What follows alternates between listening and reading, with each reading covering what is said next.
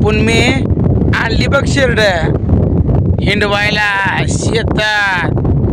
आता थोड्या वेळातच येतोय व्यापारी. आता सगळी शेरड आता ऐकणार. तू म्हणत होशील कसा येतोय व्यापारी काय.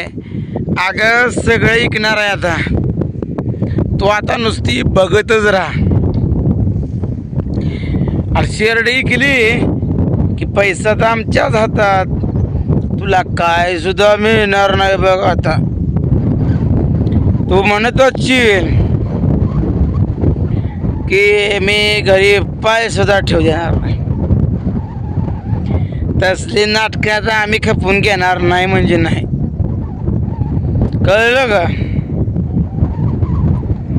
आता घर पिन माझंच, शेळी माझ्याच आणि म्हशी पण माझ्याच. तुझं आता काय नाही. तुझं सगळं संपलं. आता वाटणी नाही काय नाही. आता वाटणी कशाची करायची. तळ राखणारा मांस खातोच तसं आता मी शेड राखतोय, मसर राखतोय. मलाही आता आम्हीच खाणार. तुम्हाला वाढलं तर नुसतं ताक वाढणार नाही तर नाही. आणि तुम्ही आता ती विचार सोडून द्या. जरी इकली शेड तर निम्मा हिस्सा मला. सपनात सुद्धा आता आणू नका. आणूच नका. तुमचं दिवस सगळे संपलेले आहेत. आता काळजी करायचं काय काम नाही. आणि घर तर काय निमच आहे. एक मोठा हॉल तो बळकावलेलाच आहे. बाकीच्या खोल्या माझ्या.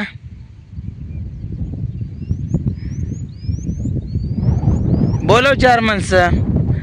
घे टेप आणि टेपनं निम कर. आता निम करायचं म्हणलं तर उलट तुझंच घर तुला पाडावं लागते.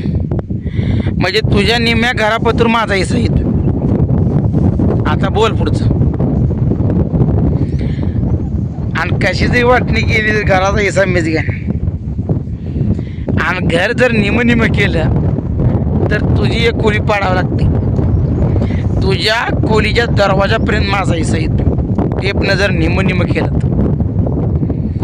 आता तुझीच इकडं आड तिकडं वीर झाली. त्यामुळे आता तू बोलायचं बंद कर. तुझं काम संपलेलं आहे. अगं छत्री दिली नाही म्हणून पाऊस काय झालं. पावसात भिजलो म्हणून काय झालं. नवीन छत्री आणली. मला काय छत्री आणा येत नाही. ते बटन दाबलं की छत्री वर जाते. तुला काय वाटतं याला बाजार करायला येत नाही. अरे बाजार करून दाखवणार म्हणजे दाखवणार. दुधाचा पगार आला नाही म्हणून वाट बघत बसलोय. एकदा का दुधाचा पगार आला बाजार आणणारी तर रानातल्या भाज्या खाऊन जगायचं. त्याला चटणी खाऊन जगायचं. का कमी आहे का आपल्याला. उपाशी तर मरत नाही ना. तू हसत असशील उपाशी मरतील म्हणून. आम्ही उपाशी मरण्यातला नाही. हे मी कधीच उपाशी मरत नाही. वाळा असू वला असू खायचं काम करायचं. शेनो ये आलं लांब जाऊ नका. अजून व्यापारी हुडकत येईल. त्याला सांगितलंय वावरात आहे म्हणलं शेतात आहे. त्याला सांगतोय फोनवर इकडून असं ये त्याकडून ये म्हणून. एवढं काय टेन्शन घ्यायचं आहे. कसं असतं माहिती आहे. आता इकायचं म्हणलं आपण बोलतो ते करून दाखवतो. असं नाही अवघं काय तर म्हणला आणि दिव्यापेशी सोडून नाही. माझ्या एकदा डोक्यात बसलं की मी 100% कार्यक्रम करत असतो.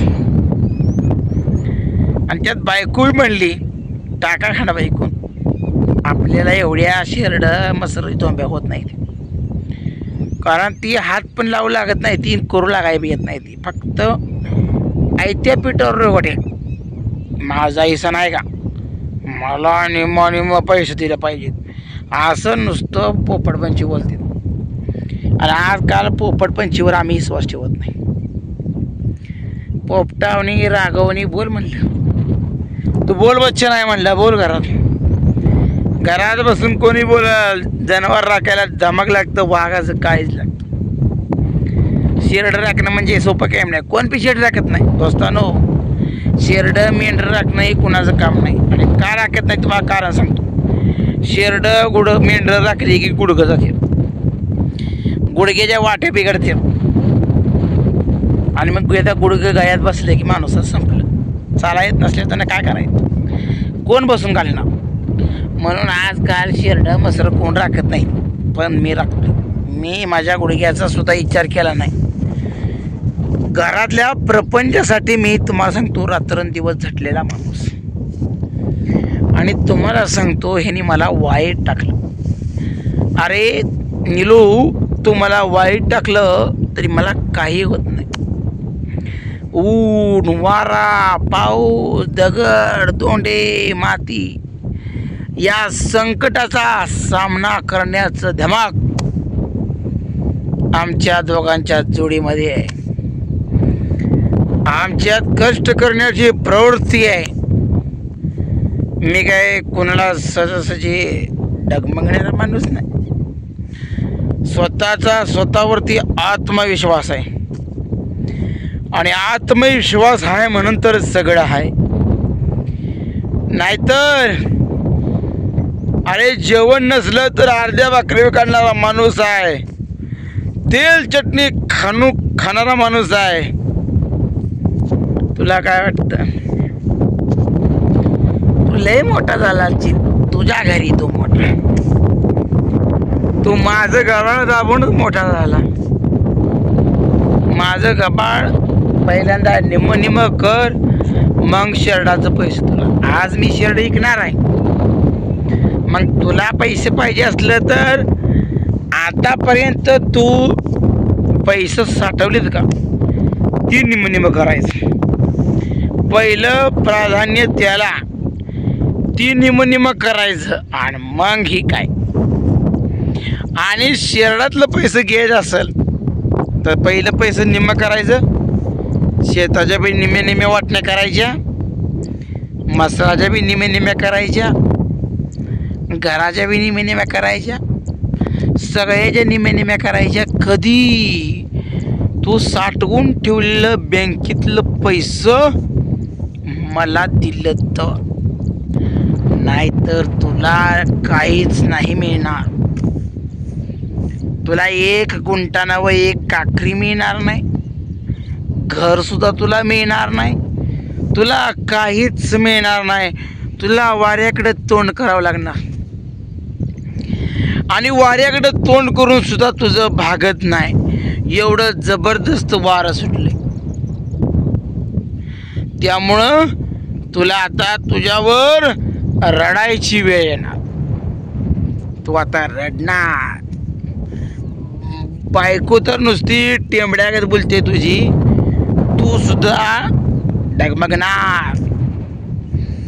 आता राज्य सगळं माझं आणि माझ्या बायकोच, तुमचं काय सुद्धा नाही. आम्ही म्हणल तसं, हनुमा बोलले तसा, मी जसं बोलाल तसेच वाटणे करायचे. नाही तर काय नाही, हाय असं रिकाम्या हातानं मागत फिरा.